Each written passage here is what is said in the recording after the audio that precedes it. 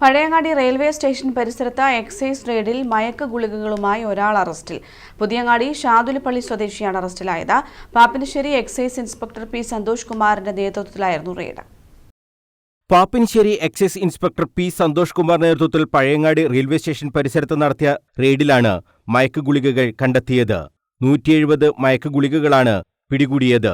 പഴയങ്ങാടി ഷാദുലിപ്പള്ളിക്ക് സമീപത്തെ പാലക്കോടൻ വീട്ടിൽ ഫിറാഷിനെ excise arrest ചെയ്തു.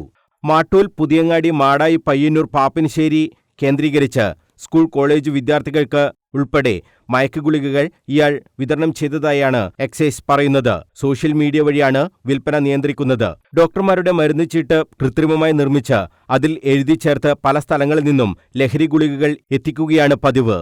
ആഡംബര കാറുകളും മറ്റും ലഹരി വിൽപ്പനയ്ക്കായി ഉപയോഗിക്കുന്നുണ്ട്. കുട്ടികൾക്ക് ആദ്യം പണമില്ലാതെയും പിന്നീട് അടിമകളാക്കിയ ശേഷം അവരെ വിൽപ്പനയ്ക്ക് ഉപയോഗിക്കുകയും ചെയ്യുകയാണ് ഇയാളുടെ രീതിയെന്നും എക്സൈസ് വ്യക്തമാക്കി. മാസങ്ങൾ നീണ്ട അന്വേഷണത്തിന് ശേഷമാണ് ഇയാളെ പിടികൂടാൻ കഴിഞ്ഞതെന്ന് എക്സൈസ് അറിയിച്ചു. Assistant excise inspector MP Sarvajnan, K Rajeevan, preventive officer VP Sreekumar, PP Rajirag, civil excise ഓഫീസർമാരായ K സനീബ്, K അമൽ എന്നിവരും മയക്ക് ഗുളിക പിടികൂടിയ സംഘത്തിൽ ഉണ്ടായിരുന്നു. News bureau, Kannur.